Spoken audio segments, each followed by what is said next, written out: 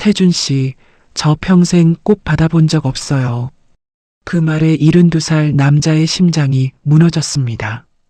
그 눈물이 진짜라고 믿었습니다. 그 손이 따뜻하다고 믿었습니다. 그러나 어느 날 서랍 안에서 발견한 종이 한 장. 혼인신고 사흘 전 날짜가 찍힌 자신의 통장 사본이었습니다.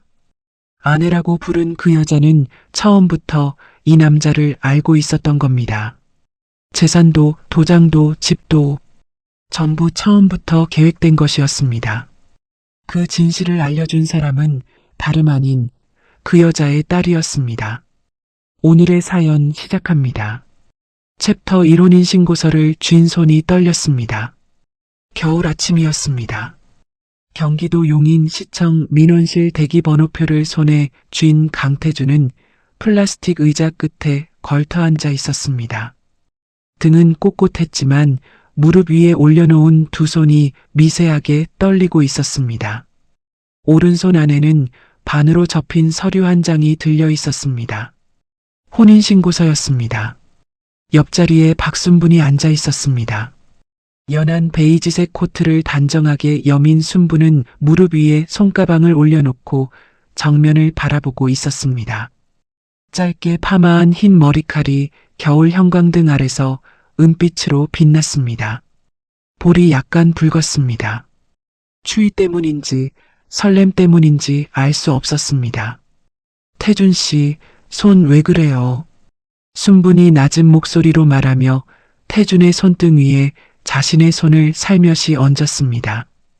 태준이 순분의 손을 내려다보았습니다. 작고 따뜻한 손이었습니다. 주름이 잡혀 있지만 손가락 끝이 깔끔하게 다듬어진 손이었습니다. 태준은 자신의 손이 떨리고 있다는 것을 그제야 알아챘습니다. 손을 꽉 쥐었습니다. 긴장이 되나 봐. 태준이 짧게 말했습니다. 저도요. 순분이 작게 웃으며 말했습니다. 그 웃음이 조용했습니다. 수줍은 것도 아니고 들뜬 것도 아닌 무언가를 오래 참아온 사람의 웃음 같았습니다. 태준은 그 웃음을 보며 가슴 한쪽이 뜨거워지는 것을 느꼈습니다. 동시에 귓가에서 누군가의 목소리가 울렸습니다. 아버지, 그러시면 안 됩니다. 장남 민혁의 목소리였습니다. 사흘 전 민혁이 아파트로 찾아왔을 때의 목소리였습니다. 태준의 눈앞에 그날 장면이 스쳐 지나갔습니다. 현관문을 열자마자 민혁이 서류 봉투를 내밀었습니다.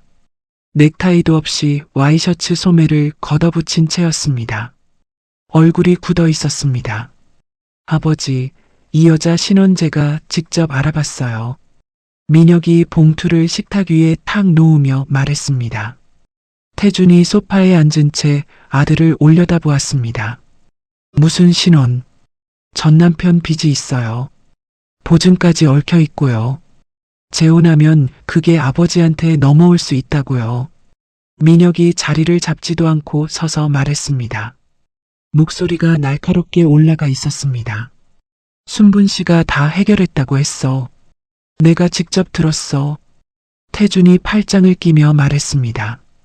그 여자 말을 어떻게 믿어요? 만난 지 몇 달이나 됐다고. 아버지가 가진 게 뭔지 그쪽은 다 알고 있을 거예요.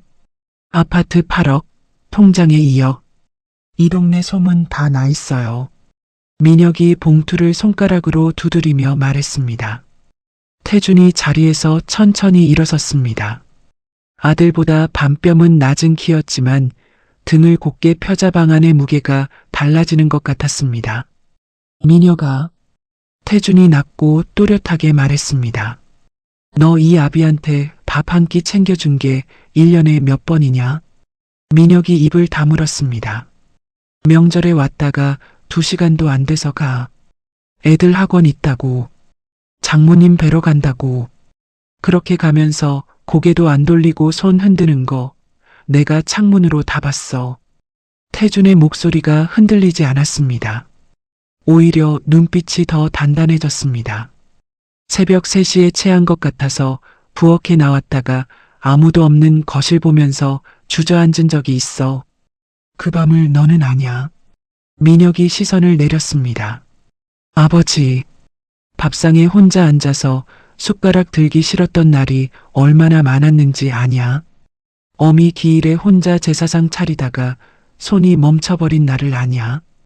태준이 말을 잠시 멈췄다가 다시 이었습니다. 나 이제 72이야.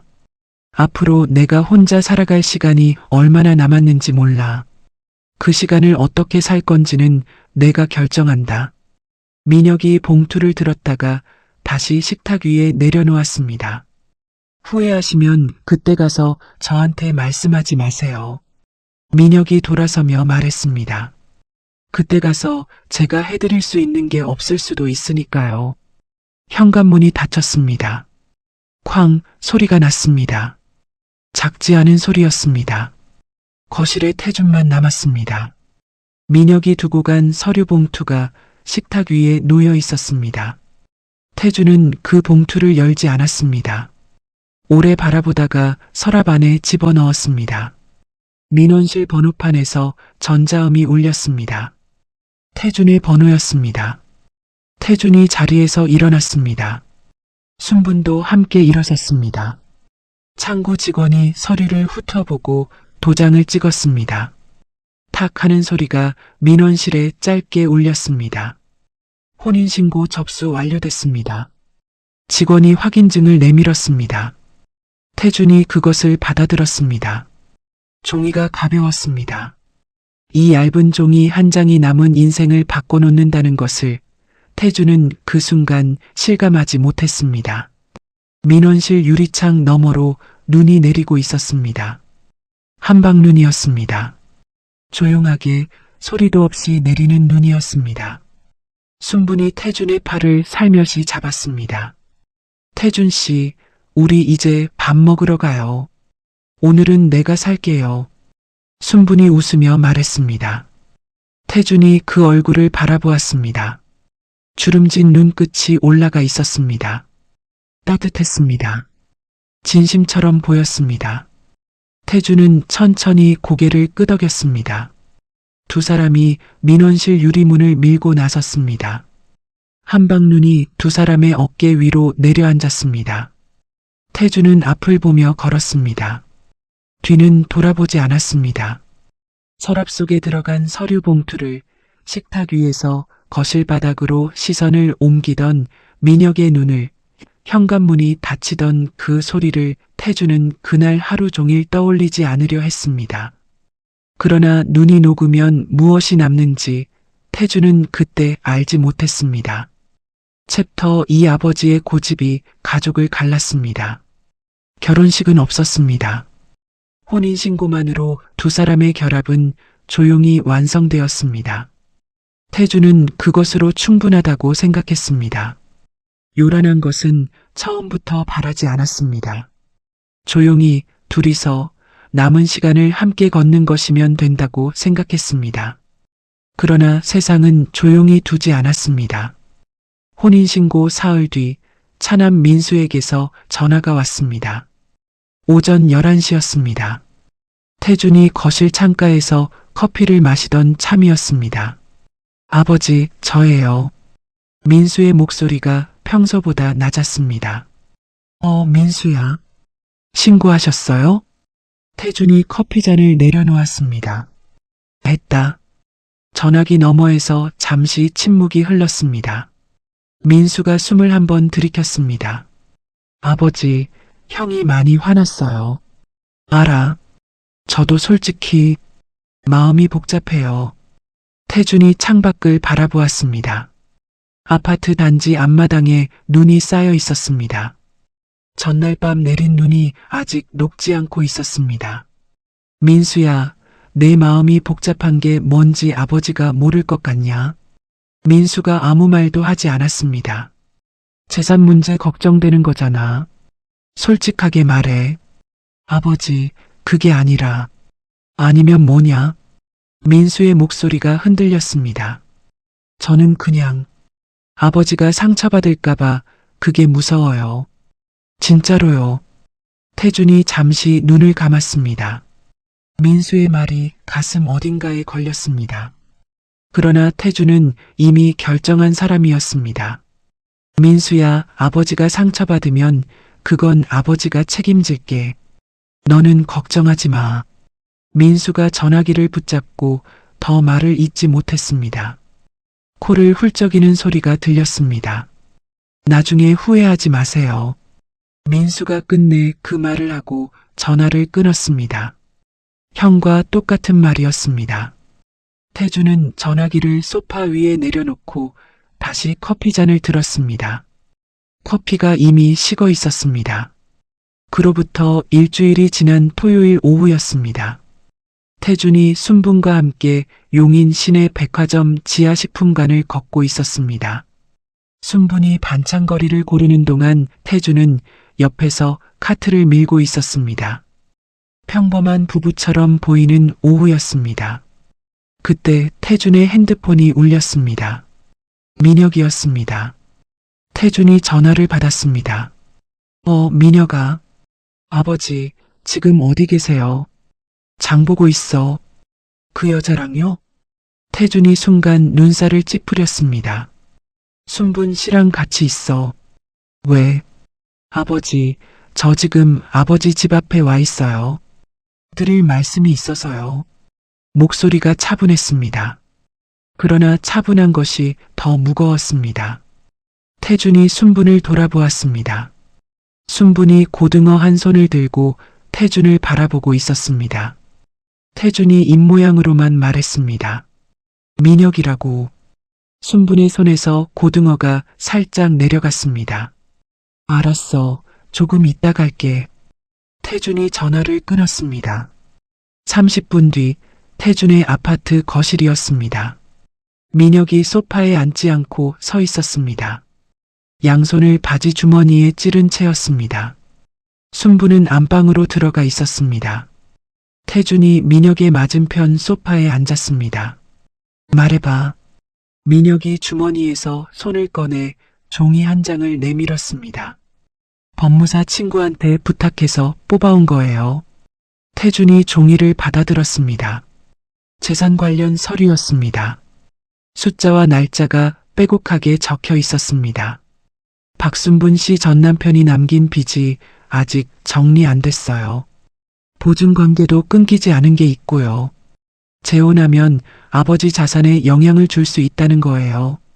민혁이 또렷하게 말했습니다. 태준이 종이를 한번 훑어보고 식탁 위에 내려놓았습니다. 순분 씨가 다 처리했다고 했어. 아버지. 민혁이 목소리를 높였습니다. 그 말을 왜 그냥 믿어요? 증거를 봐야죠, 증거를. 서류를 직접 확인해야 한다고요. 내가 왜 사랑하는 사람한테 서류 내놓으라고 해? 태준이 팔짱을 끼며 말했습니다. 민혁이 두 손으로 머리를 짚었습니다. 숨을 길게 내쉬었습니다. 아버지, 그러니까 제가 걱정이 되는 거잖아요. 그게 사랑이에요? 그게 그냥 외로운 거 아니에요? 방안이 조용해졌습니다. 그 말이 공기 안에 떠 있었습니다. 태준의 턱이 조금 굳었습니다. 눈빛이 차가워졌습니다. 민혁아. 태준이 천천히 말했습니다. 너 지금 아비한테 외로운 거라고 했냐? 민혁이 시선을 피하지 않았습니다. 아버지가 이 나이에 몇 달 만에 혼인신고까지 하는 게 정상으로 보여요? 그게 왜 비정상이야?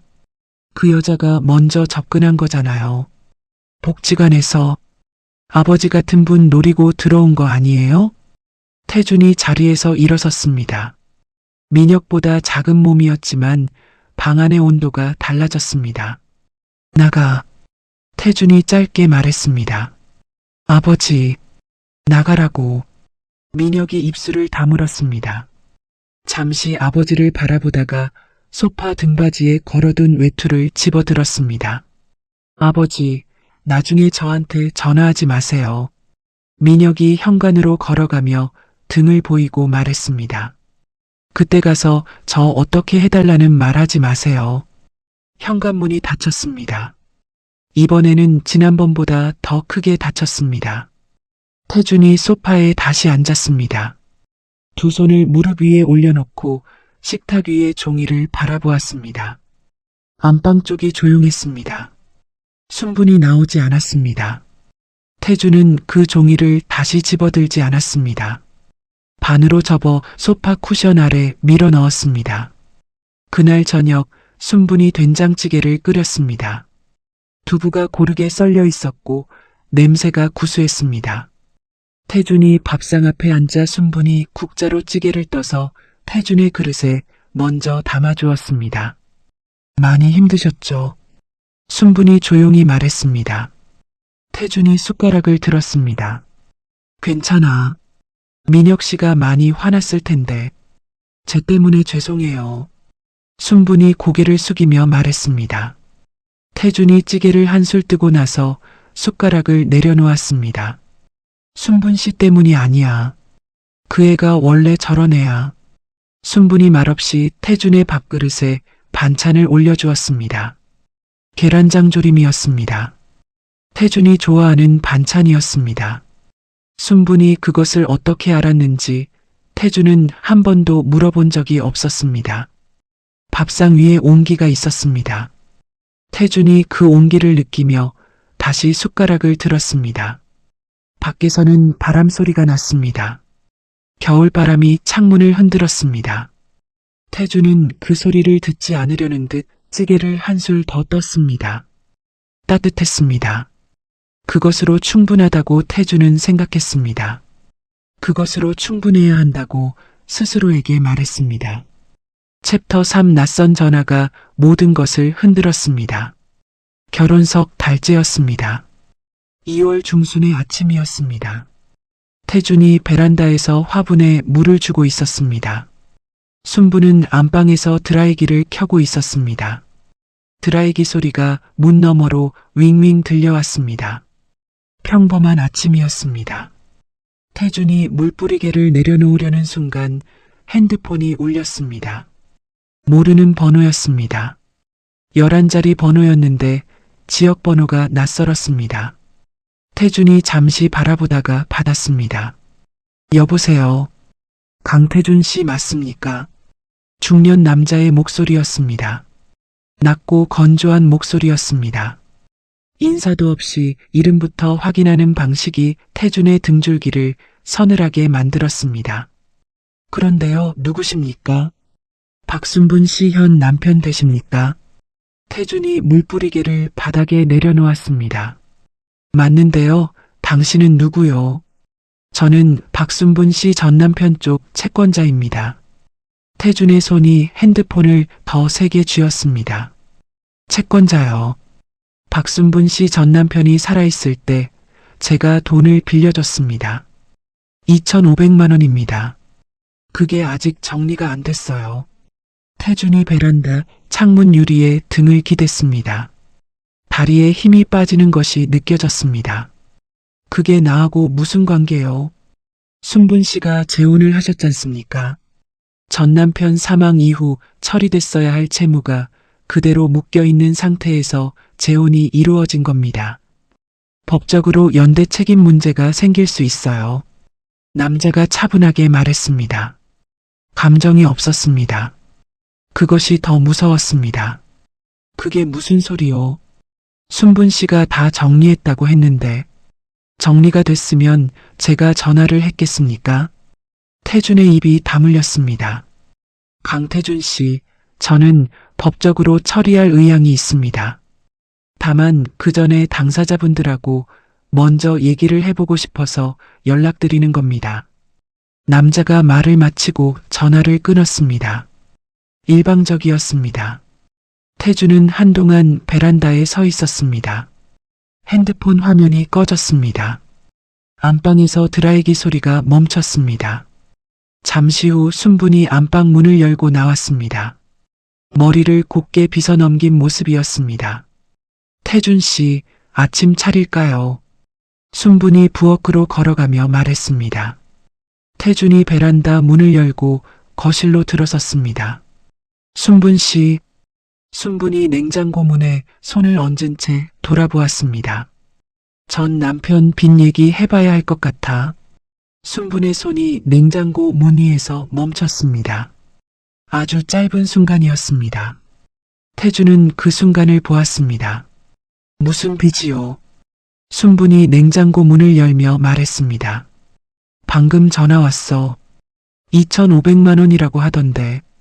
냉장고 안을 들여다보던 순분이 문을 닫았습니다. 천천히 돌아섰습니다. 눈이 이미 붉어져 있었습니다. 태주는 순분의 눈이 붉어지는 속도가 너무 빠르다는 것을 이상하게 여기지 않았습니다. 그때는 그랬습니다. 태준 씨, 저 그거 몰랐어요. 순분이 입술을 떨며 말했습니다. 몰랐다고. 그 사람이 죽고 나서 제가 어떻게 그 사람 빚을 다 알겠어요. 저는 정말 몰랐어요. 순분의 눈에서 눈물이 흘렀습니다. 빠르게 흘렀습니다. 재혼 전에 다 정리했다고 했잖아. 제가 아는 것만 정리했죠. 이건 저도 처음 듣는 얘기예요. 태준 씨, 저 믿어줘요. 제가 왜 이런 걸 숨겨요. 순분이 식탁 의자를 붙잡으며 주저앉듯 앉았습니다. 어깨가 들썩였습니다. 태주는 그 모습을 보며 가슴이 무너지는 것을 느꼈습니다. 소파에 앉아 순분의 어깨에 손을 얹었습니다. 알았어, 알았어. 진정해. 순분이 태준의 손을 두 손으로 감쌌습니다. 차가운 손이었습니다. 그날 밤이었습니다. 순분이 먼저 잠자리에 들었습니다. 태준은 서재에 앉아 있었습니다. 낮에 걸려온 전화번호를 다시 들여다보고 있었습니다. 머릿속이 정리되지 않았습니다. 태준이 서재 책상 서랍을 열었습니다. 볼펜을 찾으려던 참이었습니다. 서랍 안을 뒤지던 손이 멈췄습니다. 종이가 한 장 있었습니다.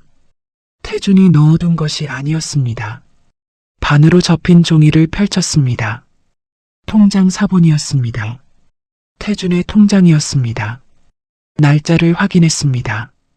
혼인신고 사흘 전이었습니다. 태준의 손이 그 자리에서 굳었습니다. 잔액이 고스란히 찍혀 있었습니다. 2억 3천만 원. 태준이 종이를 들고 한동안 앉아 있었습니다. 서재 창밖에 가로등이 켜져 있었습니다. 바람이 없는 밤이었습니다. 아무 소리도 들리지 않았습니다. 순분이 이것을 왜 가지고 있었는지 태준은 이해할 수 없었습니다. 태준이 복사를 허락한 적이 없었습니다. 보여준 적도 없었습니다. 태준은 통장 사본을 다시 반으로 접었습니다. 손이 떨렸습니다. 낮에 순분의 눈물을 보고 어깨를 감쌌던 손이었습니다. 서재 문 너머 안방에서 순분의 고른 숨소리가 들렸습니다. 깊이 잠든 사람의 숨소리였습니다. 태준은 의자에서 일어서지 못했습니다. 한참을 그 자리에 앉아 있었습니다. 가로등 불빛이 창문 유리 위에서 조용히 흔들렸습니다. 태준의 눈 안에 그 빛이 들어왔다가 나갔습니다. 민혁의 목소리가 귓가에서 울렸습니다. 아버지, 그 여자가 먼저 접근한 거잖아요. 태준이 눈을 감았습니다. 감은 눈 안에서 순분의 웃음이 보였습니다. 복지관에서 처음 만났을 때 순분이 태준의 빈 도시락통을 보며 어르신 드셨어요? 하고 물으며 반찬을 덜어주던 그 손이 보였습니다. 수원 화성 둘레길을 걸으며 저 이제 무섭지 않아요. 옆에 계시니까 하던 목소리가 들렸습니다. 태준이 눈을 떴습니다. 손 안의 통장 사본을 다시 내려다보았습니다. 혼인신고 사흘 전 날짜가 박혀 있었습니다. 태준이 그것을 서랍 맨 안쪽으로 밀어 넣었습니다.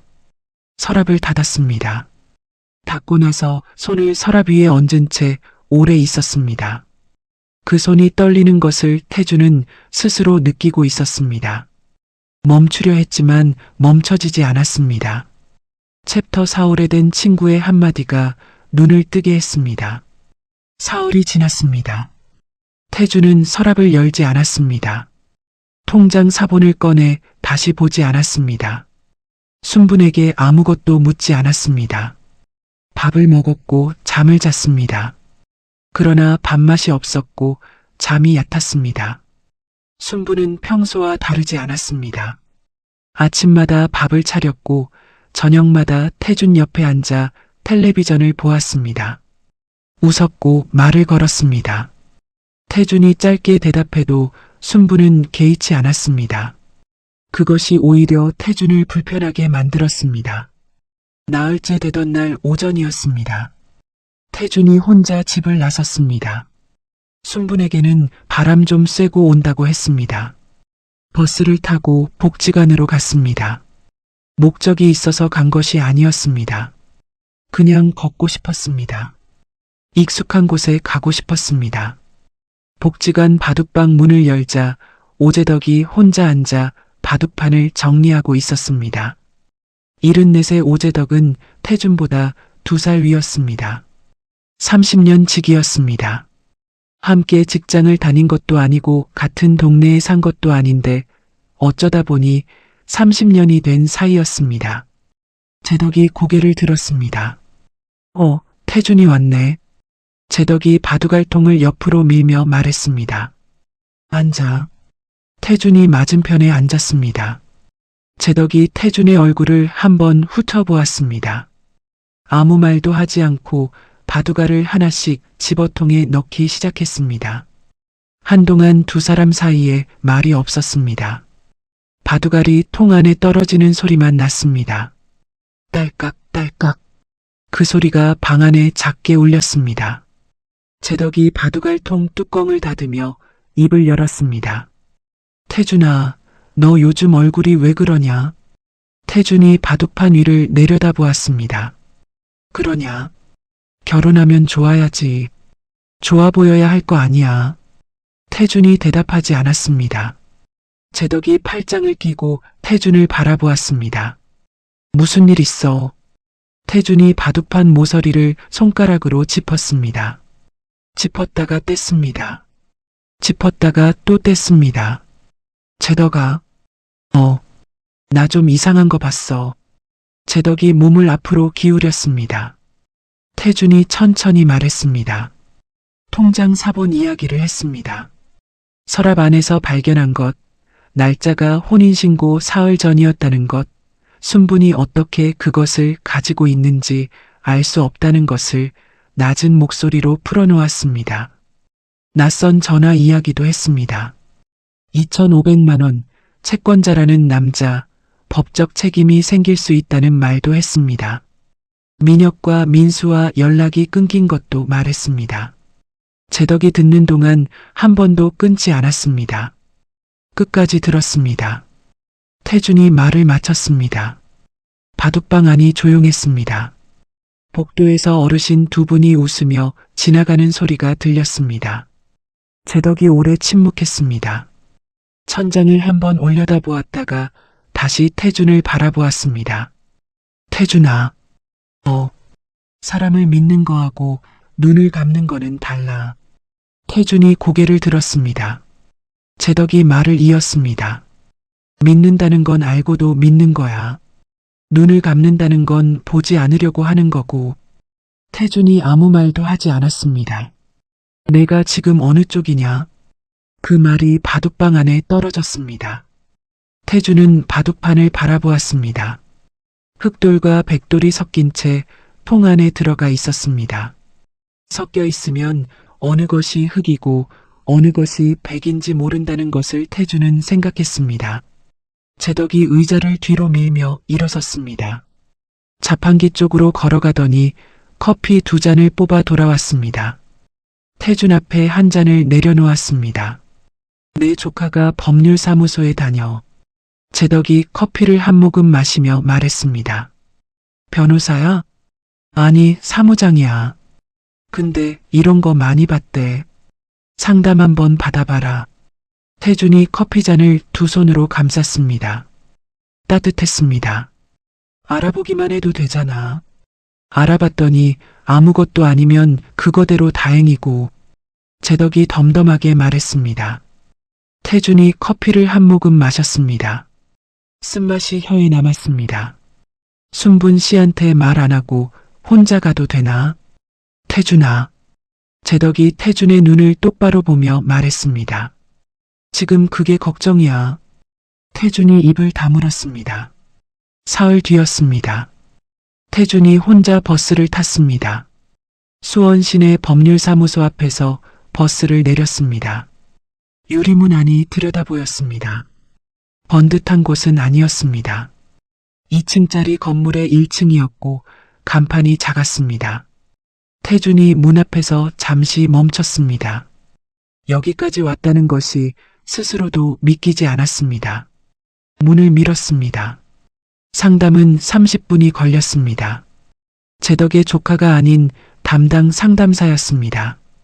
40대 초반으로 보이는 여성이었습니다. 태준이 말하는 동안 메모를 했습니다. 통장 사본 날짜, 채권자 전화, 혼인 시점과의 관계를 차례로 물었습니다. 상담이 끝날 무렵 상담사가 메모지에서 눈을 들었습니다. 어르신, 솔직하게 말씀드릴게요. 태준이 고개를 끄덕였습니다. 혼인 전에 배우자 재산을 파악하고 들어오는 경우 저희 쪽에서 여러 사례를 봤어요. 주로 혼인 후 자산 이전이나 채무 연대를 목적으로 접근하는 방식인데요. 상담사가 말을 고르며 이었습니다. 어르신이 말씀하신 상황, 그 패턴하고 비슷한 부분이 있어요. 태준이 의자 등받이에 등을 기댔습니다. 등이 등받이에 닿는 것이 느껴졌습니다. 몸이 무거웠습니다. 지금 당장 뭔가 확인된 건 아닙니다. 하지만 어르신, 통장이나 인감도장 관리를 지금부터라도 본인이 직접 하세요. 부탁드립니다. 상담사가 낮고 단호하게 말했습니다. 태준이 사무소 문을 나섰습니다. 바깥 햇살이 눈에 들어왔습니다. 2월 말의 햇살이었습니다. 차갑지만 밝은 빛이었습니다. 태준이 버스 정류장으로 걸어가며 핸드폰을 꺼냈습니다. 순분에게서 문자가 와 있었습니다. 태준 씨, 저녁에 뭐 먹고 싶어요? 내가 만들어줄게요. 태준이 그 문자를 한번 읽었습니다. 그리고 핸드폰을 주머니에 넣었습니다. 답장을 하지 않았습니다. 버스가 왔습니다. 태준이 버스에 올라탔습니다. 창가 자리에 앉아 바깥을 바라보았습니다. 수원 시내가 창문 너머로 흘러갔습니다. 태준은 집으로 돌아가는 내내 한 가지만 생각했습니다. 도장함이었습니다. 안방 장롱 2번째 서랍에 넣어둔 도장함이었습니다. 거기에 인감도장이 들어있었습니다. 인감증명서도 함께였습니다. 버스가 흔들렸습니다. 태준이 손잡이를 쥐었습니다. 손이 또 떨렸습니다. 챕터 5 그 시절이 따뜻했던 것만은 사실이었습니다. 집으로 돌아온 태준이 제일 먼저 한 것은 안방 장롱 앞에 서는 것이었습니다. 2번째 서랍을 열었습니다. 도장함이 있었습니다. 인감도장을 꺼내 확인했습니다. 인감증명서도 그 자리에 있었습니다. 태준이 도장함을 꺼내 들고 서재로 갔습니다. 서재 책상 맨 아래 서랍 깊숙이 밀어넣고 자물쇠를 채웠습니다. 열쇠는 지갑 안에 넣었습니다. 순분이 부엌에서 국 끓이는 소리가 들렸습니다. 보글보글 냄비 안에서 무언가 끓어오르는 소리였습니다. 태준이 서재 문을 닫고 거실 소파에 앉았습니다. 순분이 거실로 나왔습니다. 앞치마를 두르고 있었습니다. 어서 와요. 바람 좀 쐬었어요? 태준이 고개를 끄덕였습니다. 얼굴이 좀 나아 보이네요. 저녁 거의 다 됐어요. 순분이 다시 부엌으로 들어갔습니다. 태준은 순분의 뒷모습을 바라보았습니다. 작은 어깨였습니다. 앞치마 끈이 등 뒤에서 단정하게 묶여 있었습니다. 태준은 그날 밤 아무것도 묻지 않았습니다. 도장함을 옮긴 것도 말하지 않았습니다. 법률사무소에 다녀온 것도 말하지 않았습니다. 그냥 밥을 먹었습니다. 순분이 끓인 소고기 묵국이었습니다. 뜨겁고 구수했습니다. 그렇게 며칠이 흘렀습니다. 3월이 되었습니다. 날이 조금씩 풀렸습니다. 아파트 단지 화단에 노란 개나리가 피기 시작했습니다. 태주는 그 무렵 이상한 경험을 했습니다. 의심을 품고 있으면서도 순분과 함께하는 시간이 여전히 따뜻하다는 것을 느꼈습니다. 그 두 가지가 동시에 존재한다는 것이 태준을 혼란스럽게 만들었습니다. 어느 맑은 토요일 오전이었습니다. 순분이 태준의 팔을 잡으며 말했습니다. 태준 씨, 우리 나가요. 오늘 날 좋잖아요. 어디? 그냥 걷자고요. 공원이라도. 두 사람이 아파트 단지 뒤편 공원으로 나갔습니다. 3월 햇살이 벤치 위에 내려앉아 있었습니다. 나이든 부부들이 손을 잡고 걷고 있었습니다. 아이들이 뛰어다니고 있었습니다. 순분이 태준의 팔짱을 꼈습니다. 걸으면서 말했습니다. 태준 씨, 나 요즘 행복해요. 태준이 앞을 보며 걸었습니다. 그래요. 진짜예요. 이렇게 나란히 걸을 사람이 생겼다는 게 저 혼자 살 때는 이런 거 상상도 못했어요. 순분이 태준의 팔을 살짝 더 당기며 말했습니다. 태준이 순분을 내려다보았습니다. 순분의 눈이 햇빛을 받아 빛나고 있었습니다. 주름진 눈꼬리가 올라가 있었습니다. 태준의 가슴 안에서 무언가가 흔들렸습니다. 의심이 있었습니다. 그러나 이온기도 있었습니다. 그 두 가지가 같은 자리에서 부딪혔습니다. 태준이 다시 앞을 보며 걸었습니다. 두 사람이 공원 벤치에 앉았습니다. 순분이 가방에서 귤 2개를 꺼냈습니다. 하나를 태준에게 건네며 웃었습니다. 나오면서 챙겨왔어요. 태준이 귤을 받았습니다. 가서 한쪽 떼어 먹었습니다. 달았습니다. 그 순간만큼은 아무것도 생각나지 않았습니다. 도장함도, 통장 사본도, 낯선 전화도, 민혁의 목소리도 들리지 않았습니다. 그냥 벤치에 앉아 귤을 먹는 봄 오전이었습니다. 태준은 그 순간을 오래 기억하게 될 것이라는 것을 알지 못했습니다. 나흘 뒤였습니다. 태준이 서재에 혼자 앉아 있었습니다. 순분은 복지관 봉사 모임에 나가고 없었습니다. 태준이 책상 위에 서류들을 꺼내 놓았습니다. 법률사무소에서 받아온 상담 메모였습니다. 그리고 서랍 깊은 곳에서 꺼낸 통장 사본이었습니다. 두 가지를 나란히 놓고 바라보았습니다. 태준의 머릿속에서 순분과 함께했던 날들이 하나씩 떠올랐습니다. 복지관 봉사 모임에서 처음 만나던 날이었습니다. 태준이 혼자 점심 도시락을 먹고 있었습니다. 반찬이 달랑 김치 하나였습니다. 순분이 옆에 앉으며 말했습니다. 어르신, 그것만 드세요? 태준이 고개를 들었습니다. 60 중반쯤 되어 보이는 여자가 자신의 도시락 반찬을 덜어 태준의 도시락 뚜껑 위에 놓고 있었습니다. 멸치볶음이었습니다. 괜찮습니다. 태준이 손을 저었습니다. 괜찮긴요, 드세요. 저 많이 싸왔어요. 순분이 웃으며 말했습니다. 그 웃음이 꾸밈이 없어 보였습니다. 그것이 시작이었습니다. 그 다음번 모임에서 순분이 먼저 말을 걸었습니다. 그 다음에는 태준이 먼저 옆자리를 권했습니다. 그렇게 석 달이 지났습니다. 수원화성 둘레길을 처음 걸었던 저녁이었습니다. 해가 지면서 성벽 위로 노을이 번졌습니다. 붉고 긴 노을이었습니다. 순분이 걸음을 멈추고 그것을 바라보았습니다. 태준 씨, 저 이런 거 오랫동안 못 봤어요. 순분이 성벽을 바라보며 말했습니다. 혼자 나오기가 무서워서요. 어디를 가려고 해도 혼자라는 게 발목을 잡더라고요. 태준이 옆에 서서 같은 방향을 바라보았습니다. 나도 그랬어요. 순분이 태준을 돌아보았습니다. 이제 무섭지 않아요. 옆에 계시니까. 그 말을 듣던 날 태준은 처음으로 꽃을 샀습니다. 다음 날 아침 복지관 앞에서 순분을 기다리며 작은 꽃다발을 손에 들고 있었습니다. 노란 프리지아 5송이였습니다. 순분이 나오다 태준을 보고 걸음을 멈췄습니다. 이게 뭐예요? 순분의 눈이 커졌습니다. 별거 아니에요. 태준이 건네며 말했습니다. 귀가 조금 붉어졌습니다. 72살에 귀가 붉어진다는 것이 태준 스스로도 우스웠지만 어쩔 수가 없었습니다. 순분이 꽃다발을 받아들고 한 번 코에 가져다 댔습니다. 태준 씨, 나 평생 꽃 받아본 적 없어요. 순분의 목소리가 살짝 젖어들었습니다.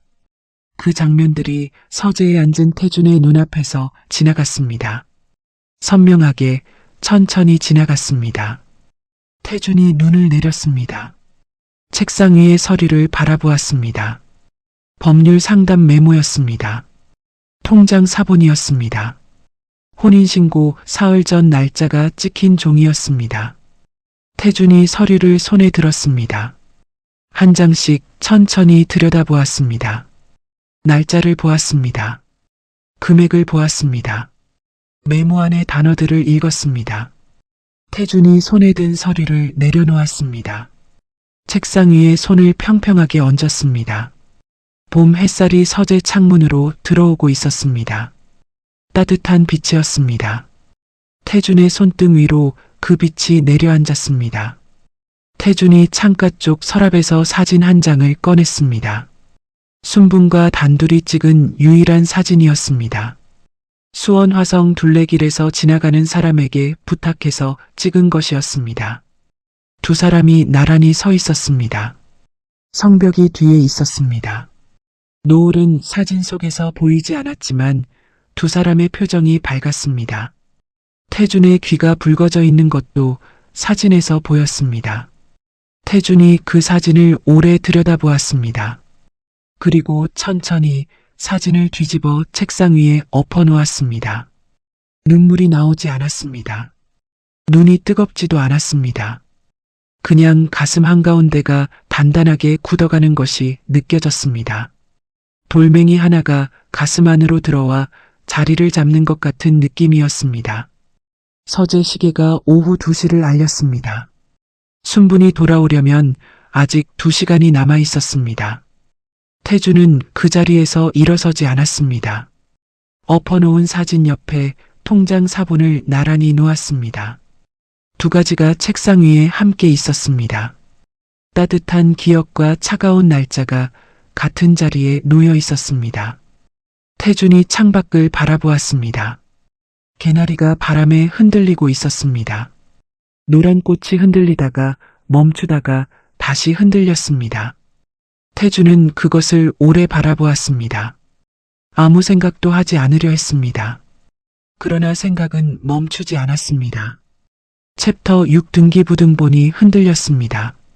4월이 되었습니다. 결혼한 지 넉 달째였습니다.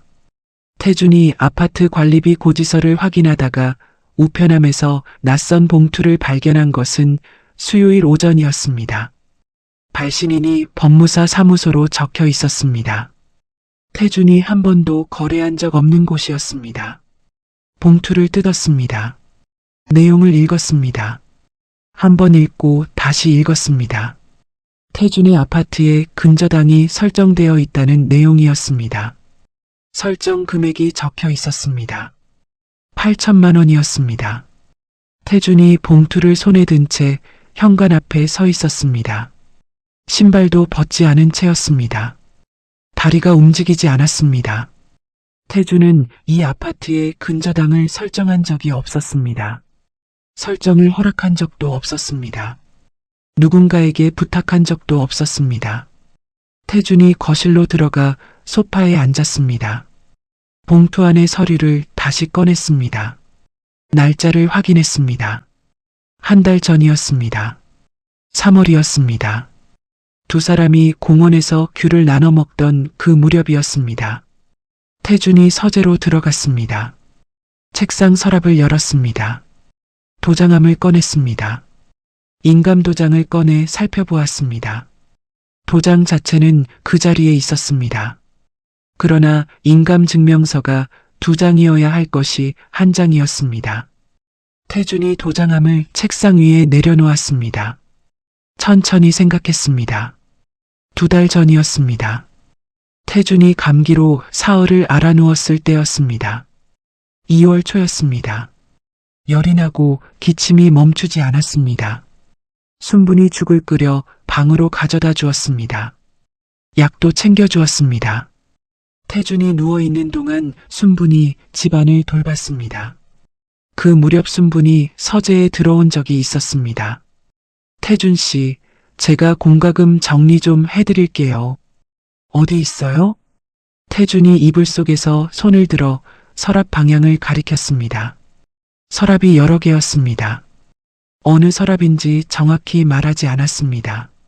순분이 서랍을 열었다 닫았다 하는 소리가 들렸습니다. 태준은 그때 눈을 감고 있었습니다. 열이 높았습니다. 순분이 공과금 서류를 들고 나갔습니다. 그것으로 끝이라고 생각했습니다. 태준이 도장함 옆에 놓인 인감증명서를 손에 들었습니다. 한 장이었습니다. 분명히 2장이었습니다. 태준이 일어섰습니다. 거실로 나왔습니다. 순분의 코트가 현관 옷걸이에 걸려 있었습니다. 순분은 아침 10시에 시장 간다고 나갔습니다. 태준이 핸드폰을 들었습니다. 수원법률사무소에 전화를 걸었습니다. 상담사가 받았습니다. 근저당 설정이 됐는데 제가 한 적이 없어요. 상담사 쪽에서 잠시 침묵이 흘렀습니다. 어르신, 인감도장하고 인감증명서 지금 확인해 보실 수 있어요? 인감도장은 있는데 증명서가 한 장 없어요. 언제부터 없었는지 아세요? 태준이 2달 전 감기로 누워있던 날을 말했습니다. 상담사가 낮고 조심스러운 목소리로 말했습니다. 어르신, 지금 당장 등기소에 가셔서 등기부등본 직접 떼보세요. 그리고 경찰서에도 가셔야 할 것 같아요. 전화를 끊었습니다. 태준이 현관에 서서 코트를 집어들었습니다. 그때 순분에게서 문자가 왔습니다. 태준 씨, 시장에 왔는데 뭐 먹고 싶은 거 있어요? 사갈게요. 태준이 그 문자를 바라보았습니다. 한 줄짜리 문자였습니다. 평범한 문자였습니다. 장을 보다가 남편 생각이 난 아내의 문자였습니다. 태준이 핸드폰을 주머니에 넣었습니다. 답장을 하지 않았습니다. 현관문을 나섰습니다. 등기소에서 등기부등본을 뗐습니다. 근저당이 실제로 설정되어 있었습니다. 태준의 이름이 적혀 있었습니다. 서명이 들어간 서류가 사용된 것이었습니다. 태준이 등기부등본을 손에 들고 등기소 앞 계단에 섰습니다. 4월 햇살이 머리 위에서 내리쬐었습니다. 따뜻한 햇살이었습니다. 그러나 태준의 등이 서늘했습니다. 그 밤이었습니다. 순분이 저녁을 다 차려놓고 태준을 불렀습니다. 태준 씨, 밥 먹어요. 태준이 서재에서 나오지 않았습니다. 태준 씨, 순분이 서재 문 앞에 서서 다시 불렀습니다. 안 먹어. 태준이 짧게 말했습니다. 순분이 잠시 문 앞에 서 있다가 발소리를 내며 멀어졌습니다. 태준이 서재 창밖을 바라보았습니다. 아파트 단지 가로등이 켜져 있었습니다. 아이들이 단지 앞마당에서 뛰어다니는 소리가 들렸습니다. 웃음소리가 섞여 있었습니다. 태준이 핸드폰을 들었습니다. 민혁의 번호를 눌렀습니다. 신호가 갔습니다. 1번, 2번, 3번. 끊겼습니다. 태준이 다시 눌렀습니다. 2번 신호가 가더니 받았습니다. 아버지. 민혁의 목소리가 낮았습니다. 차가웠습니다. 태준이 입을 열었습니다. 그러나 말이 나오지 않았습니다. 무슨 일이에요? 민혁이 말했습니다. 태준이 등기부등본을 손에 쥔 채 입술을 움직였습니다. 민혁아. 네. 아버지가. 말이 거기서 멈췄습니다. 목이 막혔습니다. 태준이 눈을 감았습니다. 민혁이 아무 말도 하지 않았습니다. 전화기 너머가 조용했습니다. 숨소리만 들렸습니다. 태준이 눈을 뜨고 천장을 바라보았습니다. 형광등이 깜빡이지 않고 환하게 켜져 있었습니다. 근저당이 설정됐어. 태준이 겨우 말했습니다. 민혁 쪽에서 소리가 들렸습니다. 의자가 당겨지는 소리 같았습니다. 얼마요? 8천. 긴 침묵이 흘렀습니다. 민혁이 숨을 한 번 내쉬었습니다. 그 숨소리 안에 수많은 말이 들어 있었습니다. 그러나 민혁은 그 말들을 하지 않았습니다. 아버지, 지금 그 여자 집에 있어요? 있어. 오늘 밤 아무것도 움직이지 마세요. 제가 내일 아침 갈게요. 민혁이 전화를 끊었습니다. 태준이 핸드폰을 책상 위에 내려놓았습니다. 서재 밖에서 순분히 설거지하는 소리가 들렸습니다. 물소리가 났습니다. 그릇 부딪히는 소리가 났습니다. 조용하고 일상적인 소리였습니다. 태준이 책상 위에 양손을 올려놓았습니다. 손이 떨렸습니다. 태준이 그 손을 내려다보았습니다. 30년 동안 서류를 잡고 도장을 찍고 아내의 손을 잡았던 손이었습니다. 지금은 아무것도 잡지 않은 채 떨리고 있었습니다. 창밖에서 아이들의 웃음소리가 다시 들렸습니다. 태준은 그 소리를 들으며 눈을 감았습니다. 오래 감고 있었습니다. 챕터 7달이 찾아온 날, 진실이 현관 앞에 섰습니다. 다음 날 아침 9시였습니다. 민혁이 왔습니다. 넥타이도 없이 점퍼 차림이었습니다. 얼굴이 굳어 있었습니다. 순분이 거실에 있었습니다. 민혁이 들어서자 순분이 자리에서 일어섰습니다.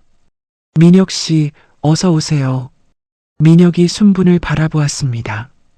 인사를 받지 않았습니다. 태준을 찾아 서재 쪽으로 눈을 돌렸습니다. 아버지. 태준이 서재 문을 열고 나왔습니다. 어젯밤 잠을 거의 자지 못한 얼굴이었습니다. 눈 아래가 어두웠습니다. 민혁이 등기부등본을 건네받았습니다. 한 장씩 들여다보았습니다. 얼굴이 점점 굳어졌습니다. 순분이 부엌으로 들어가려 했습니다. 박순분 씨, 민혁이 불렀습니다. 순분이 걸음을 멈추고 돌아보았습니다. 이거 어떻게 된 건지 설명해 주실 수 있어요? 민혁이 등기부등본을 들어보이며 말했습니다. 목소리가 낮았습니다.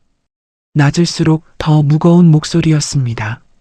순분이 천천히 걸어와 민혁이 내민 서류를 바라보았습니다. 눈썹이 살짝 올라갔습니다. 그리고 눈물이 맺혔습니다. 저도 몰랐어요. 순분이 말했습니다. 모르셨다고요? 제가 이런 걸 어떻게 해요? 태준 씨, 당신도 알잖아요. 내가 왜 이런 걸? 순분이 태준을 보며 말했습니다. 눈물이 흘렀습니다. 태준이 아무 말도 하지 않았습니다. 소파에 앉아 손을 무릎 위에 얹은 채 바닥을 보고 있었습니다. 민혁이 서류를 내려놓았습니다. 인감증명서 사용된 거 확인됐어요. 아버지 도장이 쓰인 거예요. 아버지가 직접 하지 않으셨으면 다른 사람이 한 거잖아요. 순분이 눈물을 닦으며 말했습니다. 저 정말 모르는 일이에요. 민혁이 더 이상 순분을 보지 않았습니다. 태준 옆에 앉아 낮은 목소리로 말했습니다. 아버지, 오늘 경찰서 가야 해요. 제가 같이 갈게요. 태준이 고개를 끄덕였습니다. 그때였습니다. 초인종이 울렸습니다. 세 사람이 현관 쪽을 바라보았습니다. 순분의 얼굴이 굳었습니다. 아주 짧은 순간이었습니다. 그러나 태준은 그 순간을 보았습니다. 민혁이 현관문을 열었습니다. 문 앞에 여자가 서 있었습니다. 40대 초반으로 보였습니다. 짧은 머리에 안경을 쓰고 있었습니다. 검은 점퍼에 검은 바지였습니다. 손에 서류 봉투를 들고 있었습니다. 눈이 피곤해 보였습니다. 오래 잠을 못 잔 사람의 눈이었습니다. 강태준 씨 댁 맞죠? 여자가 조용히 물었습니다. 그런데요? 민혁이 여자를 바라보며 말했습니다. 저 최지연이에요. 여자가 말했습니다. 거실 안이 조용해졌습니다. 순분이 소파 등받이를 손으로 잡았습니다. 손이 하얗게 변했습니다. 박순분 씨 딸입니다. 지연이 말했습니다. 민혁이 옆으로 비켜섰습니다. 지연이 안으로 들어오지 않았습니다. 현관 앞에 그대로 서 있었습니다. 태준이 자리에서 일어섰습니다. 지연을 바라보았습니다. 지연이 순분을 보았습니다. 순분이 시선을 피했습니다. 창가 쪽으로 고개를 돌렸습니다. 지연이 다시 태준을 바라보았습니다. 어르신, 드릴 말씀이 있어서 왔어요. 목소리가 작았습니다. 그러나 흔들리지 않았습니다. 말해요. 태준이 말했습니다. 지연이 숨을 한번 들이켰습니다. 어머니가 어르신 만나기 전부터 이런 일을 준비하고 있었어요. 순분이 자리에서 벌떡 일어섰습니다. 지연아. 순분의 목소리가 날카로웠습니다. 지연이 어머니를 보지 않았습니다. 태준만 바라보았습니다. 복지관 봉사 모임에 나간 것도 처음부터 목적이 있었어요. 혼자 사는 자산 있는 어르신을 찾아서 접근하는 거였어요. 태준이 움직이지 않았습니다. 지연의 말 한마디 한마디가 가슴 안으로 들어왔습니다. 지연아, 지금 무슨 소리를 하는 거야? 순분이 지연 쪽으로 걸어가며 말했습니다. 목소리가 떨렸습니다. 지연이 그제야 어머니를 바라보았습니다. 어머니, 저 이러고 싶지 않았어요. 지연의 눈이 붉어졌습니다. 제가 처음에 말렸잖아요. 이러지 말자고. 이렇게까지 하면 안 된다고. 순분이 입술을 달싹였습니다. 그러나 말이 나오지 않았습니다. 저도 어디까지 알고 있었는지 다 말하기 부끄러워요. 근데 이건 아니잖아요. 지연이 손에 들고 있던 서류 봉투를 태준에게 내밀었습니다. 이 안에 어머니가 사용한 서류 사본하고 지금 어머니 소재지로 추정되는 주소가 있어요. 태준이 봉투를 받았습니다. 어르신, 죄송합니다. 지연이 고개를 숙였습니다. 그리고 돌아섰습니다. 지연아. 순분이 지연의 팔을 잡으려 했습니다. 지연이 팔을 빼며 말했습니다. 어머니, 저한테 전화하지 마세요. 한동안은요. 지연이 현관문을 열고 나갔습니다. 문이 조용히 닫혔습니다. 소리가 없었습니다. 그게 더 무거웠습니다. 거실 안에 태준과 민혁과 순분이 남았습니다.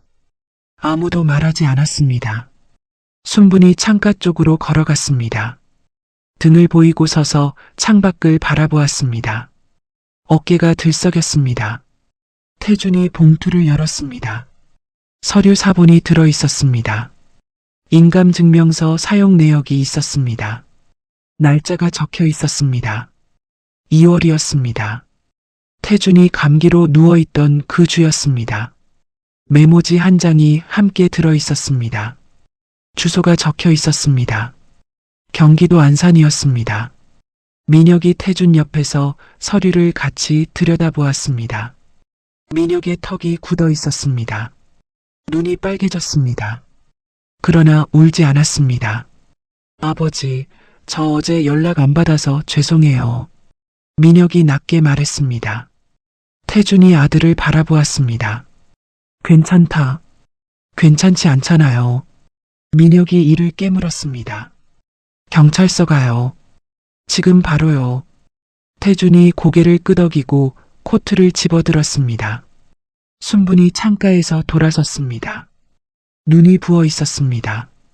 입술이 떨리고 있었습니다. 태준 씨. 태준이 순분을 바라보았습니다. 순분이 태준의 눈을 마주쳤습니다. 무언가를 말하려는 것 같았습니다.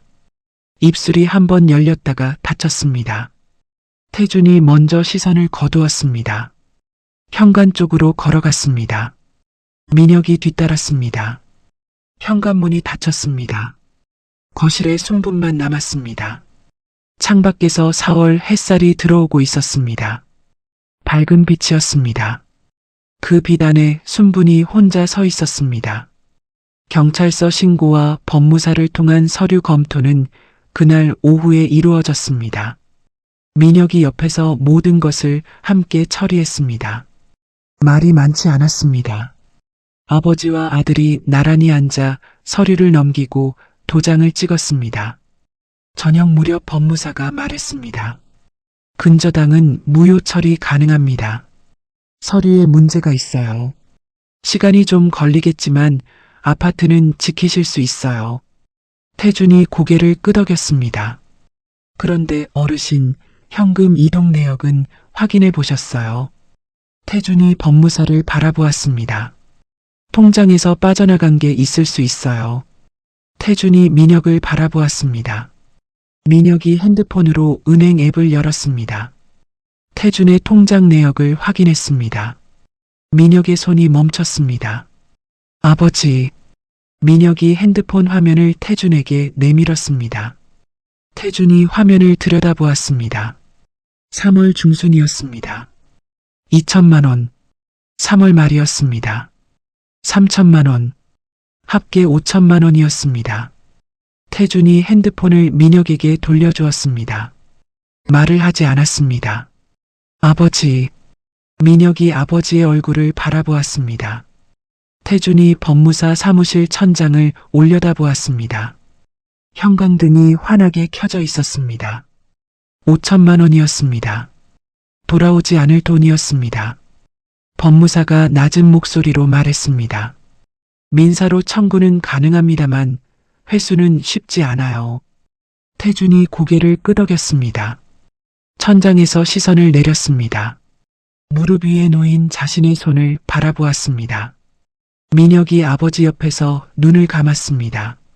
눈꺼풀이 떨렸습니다. 법무사 사무실 창밖으로 저녁이 오고 있었습니다. 4월의 저녁이었습니다. 하늘이 붉었습니다. 그 붉은 하늘이 창문 안으로 들어와 두 사람의 얼굴 위에 내려앉았습니다. 태준이 그 비단에서 아무 말도 하지 않았습니다. 민혁도 아무 말도 하지 않았습니다. 아버지와 아들이 나란히 앉아 저녁빛을 받고 있었습니다. 챕터 8 지팡이 소리가 마당 위에서 울렸습니다. 석 달이 지났습니다. 7월이었습니다. 순부는 경찰 조사를 받았습니다. 근저당 서류 위조와 현금 이체권이었습니다. 지연이 제출한 서류 사본이 결정적인 증거가 되었습니다. 순부는 조사 과정에서 처음에는 모른다고 했습니다. 그러나 증거 앞에서 결국 일부를 인정했습니다. 근저당은 법적으로 무효 처리가 완료되었습니다. 아파트는 태준의 것으로 돌아왔습니다. 그러나 5천만 원은 끝내 돌아오지 않았습니다. 법무사가 예고한 대로였습니다. 태준은 그 5천만 원에 대해 민혁에게 한 번도 더 말하지 않았습니다. 민혁도 먼저 꺼내지 않았습니다. 두 사람 사이에 그 돈은 말해지지 않은 채로 남았습니다. 이혼 신고는 6월에 마쳤습니다. 혼인한 지 6달 만이었습니다. 태준이 이혼 신고서를 제출하고 나오던 날이었습니다. 민원실 유리문을 밀고 나서자 햇살이 쏟아졌습니다. 혼인 신고하던 날과 같은 민원실이었습니다. 그때는 눈이 내렸습니다. 지금은 한여름 햇볕이 내리꽂혔습니다. 태준이 계단 앞에 서서 잠시 눈을 감았습니다. 눈꺼풀 안이 붉었습니다. 그것이 전부였습니다. 눈물은 나오지 않았습니다. 민혁은 이 과정에서 모든 서류를 함께 처리했습니다. 말수가 적었습니다. 그러나 자리를 비우지 않았습니다. 태준이 경찰서에 갈 때도, 법무사 사무소에 갈 때도, 이혼 신고를 하러 갈 때도 민혁이 옆에 있었습니다. 태준은 그것을 당연하게 받아들이지 않았습니다. 그러나 고맙다는 말도 하지 않았습니다. 그냥 같이 걸었습니다. 민수가 연락을 해온 것은 5월이었습니다. 경찰 조사가 시작되고 열흘쯤 지났을 때였습니다. 아버지, 저예요. 민수의 목소리가 낮았습니다. 제가 갈게요. 민수가 말했습니다. 태준이 아무것도 묻지 않았습니다. 오너라. 민수가 왔습니다. 현관문을 열자 민수가 서 있었습니다. 눈이 붉었습니다. 아버지를 보자마자 입술을 깨물었습니다. 태준이 먼저 돌아서서 거실로 걸어갔습니다. 밥은 먹었냐? 아버지. 민수가 아버지 등을 보며 불렀습니다. 태준이 걸음을 멈추지 않았습니다. 들어와서 앉아. 민수가 거실로 들어와 소파에 앉았습니다. 아버지 옆에 앉았습니다. 한동안 두 사람 다 텔레비전을 보지 않고 꺼진 화면만 바라보았습니다. 민수가 입을 열었습니다. 아버지, 죄송해요. 태준이 고개를 돌려 아들을 바라보았습니다. 민수의 눈에서 눈물이 흘렀습니다. 제가 좀 더 있어드렸어야 했는데. 아버지 혼자 두지 말았어야 했는데. 태준이 아들의 얼굴을 한참 바라보았습니다. 주름 하나 없던 얼굴이 어느새 주름이 잡혀 있었습니다. 눈가에, 이마에, 입 끝에 세월이 앉아 있었습니다. 민수야. 네. 너 잘못 없어. 민수가 손으로 눈물을 닦았습니다. 아버지가 외로웠던 거 맞아. 그런데 그건 내 책임이 아니야. 민수가 아버지의 손을 잡았습니다. 태준이 손을 빼지 않았습니다. 그냥 두었습니다. 그로부터 2달이 지나 7월 초였습니다. 태준이 아파트를 처분하지 않기로 결정했습니다. 그러나 혼자 살기가 무서웠습니다. 밤에 잠이 오지 않는 날이 많아졌습니다. 새벽 2시에 일어나 거실을 걷다가 현관 앞에서 멈추는 날이 여러 번이었습니다. 어디로 나가려는 것도 아니었습니다. 그냥 멈춰 서는 것이었습니다. 민혁이 먼저 말했습니다. 아버지, 요양원 한번 알아볼게요. 태준이 민혁을 바라보았습니다. 요양원. 입소하라는 게 아니에요. 어르신들 생활하시는 데예요. 밥도 나오고 사람도 있고 밤에 혼자 계시는 것보다 낫잖아요. 태준이 창밖을 바라보았습니다. 얼마나 있을 건데. 아버지가 정하세요. 태준이 한동안 대답하지 않다가 말했습니다. 알아봐라. 민혁이 알아온 곳은 경기도 외곽의 작은 노인 전문 요양원이었습니다. 크지 않은 곳이었습니다. 마당이 있었습니다. 사진으로 보니 목련 나무가 한 그루 서 있었습니다. 입소 날은 7월 둘째 주 화요일이었습니다. 민혁은 입소 전날 밤 전화를 했습니다. 아버지, 내일 제가 갈 수가 없어요. 태준이 전화기를 쥔 채 말했습니다. 왜? 회사에 급한 일이 생겼어요. 민수한테 부탁해놨어요. 죄송해요. 태준이 잠시 있다가 말했습니다. 알았다. 전화를 끊었습니다. 소파에 앉아 전화기를 무릎 위에 올려놓았습니다. 거실이 조용했습니다. 아파트 단지 안에서 멀리 아이 울음소리가 들렸다가 멈췄습니다. 태준이 자리에서 일어나 안방으로 들어갔습니다. 장롱 앞에 섰습니다. 옷가방을 꺼냈습니다. 여름 옷 몇 벌을 챙겼습니다. 낡은 담요를 개서 넣었습니다. 아내의 사진 액자를 마지막으로 집어들었습니다. 사진 속 아내가 웃고 있었습니다. 환한 웃음이었습니다. 태준이 그 웃음을 한참 들여다보았습니다. 내가 참 바보같이 살았지. 태준이 작게 말했습니다. 아무도 없는 방이었습니다. 아내가 대답할 리 없었습니다. 그러나 태준은 한동안 그 사진을 들고 서 있었습니다. 사진 액자를 가방 안에 조심스럽게 넣었습니다. 다음 날 아침이었습니다. 민수가 왔습니다. 낡은 중형 승용차를 몰고 왔습니다. 현관문을 열자 민수가 가방을 받아들었습니다. 아버지, 저 왔어요. 태준이 지팡이를 짚었습니다. 허리가 아팠던 것은 아니었습니다. 봄부터 지팡이를 짚기 시작했습니다. 없어도 걸을 수 있었지만 지팡이가 있으면 걸음이 안정되는 것 같았습니다. 민수가 가방을 들고 먼저 엘리베이터 쪽으로 걸어갔습니다. 태준이 뒤따랐습니다. 현관문을 나서기 전에 한번 돌아보았습니다. 텅 빈 거실이었습니다. 소파가 있었습니다. 식탁이 있었습니다. 커튼이 쳐진 창문이 있었습니다. 아무것도 달라진 것이 없는데 다른 집 같았습니다. 태준이 현관문을 닫았습니다. 차가 경기도 외곽도로를 달렸습니다. 민수가 앞을 보며 운전했습니다. 라디오를 켰다가 껐습니다. 아버지, 덥지 않아요. 괜찮아. 에어컨 좀 더 틀까요? 됐어. 민수가 다시 앞을 보았습니다. 두 사람 사이에 말이 없었습니다. 차창 밖으로 여름 들판이 지나갔습니다. 초록이 짙었습니다. 태준이 그것을 바라보았습니다. 요양원 입구에 차가 섰습니다. 민수가 먼저 내려 가방을 꺼냈습니다. 태준이 천천히 차에서 내렸습니다.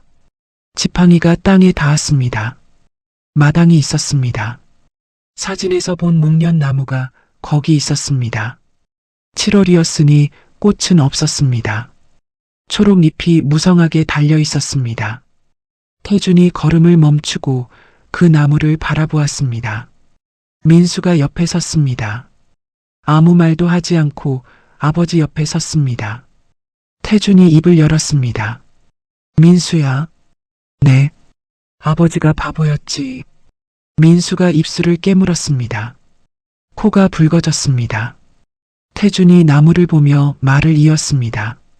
알면서도 모른 척했어. 무서워서. 다시 혼자가 될까봐. 민수가 눈물을 참으려다 결국 훌쩍였습니다. 태준이 아들을 돌아보았습니다. 민수의 눈에서 눈물이 흘렀습니다. 닦지도 않고 흘렀습니다. 태준이 웃었습니다. 소리 없는 웃음이었습니다. 오랫동안 살아온 사람만이 지을 수 있는 얼굴이었습니다. 슬픔과 체념과 그리움이 한꺼번에 들어있는 웃음이었습니다. 근데 있잖아, 민수야. 네. 솔직히 말하면 태준이 다시 목련나무를 바라보았습니다. 순분 씨가 나쁜 사람이었어도 그 시절이 따뜻했던 건 사실이야. 민수가 아버지를 바라보았습니다. 내가 속았어도 내가 살아있었던 건 그때였어. 귤 하나 나눠 먹으면서 팔짱 끼고 걸으면서 그 시간만큼은 진짜였어. 적어도 나한테는. 민수가 아버지의 팔을 잡았습니다. 말없이 잡았습니다. 태준이 아들의 손을 느꼈습니다. 따뜻했습니다. 아버지, 자주 올게요. 민수가 목이 메어 말했습니다. 그래. 태준이 짧게 말했습니다. 더 이상 아무것도 요구하지 않는 사람의 목소리였습니다. 태준이 지팡이를 짚고 요양원 안으로 걸음을 옮겼습니다. 지팡이 끝이 마당 돌바닥 위에서 울렸습니다. 딱, 딱, 딱. 조용하고 고른 소리였습니다. 민수가 그 뒷모습을 바라보았습니다. 구부러지지 않은 등이었습니다. 무너지지 않은 걸음이었습니다. 7월 햇살이 마당 위에 가득했습니다. 목련 나무잎이 그 빛 안에서 조용히 흔들렸습니다. 태준이 요양원 현관문에 가까워질수록 지팡이 소리가 작아졌습니다. 그리고 문이 열렸습니다. 태준이 안으로 들어갔습니다. 문이 닫혔습니다. 마당에 혼자 남은 민수가 눈물을 손등으로 닦았습니다. 하늘을 한번 올려다보았습니다. 깊고 맑은 여름 하늘이었습니다. 강태준은 그의 여름 모든 것을 잃었다고 생각했습니다. 그러나 마당을 가로질러 걸어간 그 걸음은 끝내 무너지지 않았습니다. 강태준 씨는 5년의 외로움 끝에 사랑을 찾았지만 1년 만에 집도 돈도 자식도 잃고 요양원 문 앞에 서게 되었습니다. 여러분, 이 이야기가 단순히 한 노인의 실수로 보이십니까? 저는 그렇게 생각하지 않습니다. 태준 씨가 속은 건 어리석어서가 아니었습니다. 외로워서였습니다. 새벽 3시에 아무도 없는 거실에서 혼자 주저앉아야 했던 그 수많은 밤들. 밥상 앞에 혼자 앉아 숟가락을 들기 싫었던 그 순간들. 그 마음이 판단을 흐리게 했던 겁니다. 우리는 여기서 한 가지를 배웁니다. 외로움은 가장 위험한 취약점입니다. 사랑받고 싶은 마음, 그 곁에 누군가 있었으면 하는 마음, 그 마음 자체는 잘못이 아닙니다. 그러나 그 마음이 간절할수록 우리는 더 천천히, 더 신중하게 걸어야 합니다. 서두름이 클수록 상처도 크다는 것을 태준 씨의 이야기는 온몸으로 보여주고 있습니다. 오늘 여러분께 한 가지 여쭤보고 싶습니다. 지금 내 곁에 있는 사람, 내가 믿고 있는 그 사람, 나는 그 사람을 사랑하고 있는 걸까요? 아니면 혼자이기 싫어서 눈을 감고 있는 건 아닌가요? 그 질문 하나만이라도 오늘 조용히 스스로에게 던져보시길 바랍니다. 태준 씨는 요양원 마당에서 이런 말을 남겼습니다. 속았어도 그 시절에는 따뜻했던 건 사실이야. 내가 살아있었던 건 그때였어. 그 말이 참 오래 마음에 남습니다. 상처를 받았어도 삶은 계속되고 무너졌어도 다시 걸음을 뗄 수 있다는 것. 태준 씨의 지팡이 소리는 끝이 아니라 또 다른 하루의 시작이었습니다. 여러분도 지금 어떤 계절을 지나고 계시든 그 걸음을 멈추지 마십시오. 인생 여행은 여러분의 그 걸음 곁에 늘 함께 있겠습니다. 여러분도 지금 어떤 계절을 지나고 계시든 그 걸음을 멈추지 마십시오. 인생 여행은 여러분의 그 걸음 곁에 늘 함께 하겠습니다. 여러분의 구독, 좋아요, 그리고 댓글 한 줄이 인생 여행의 큰 응원입니다. 이상 오늘도 여러분의 응원과 함께한 인생 여행이었습니다.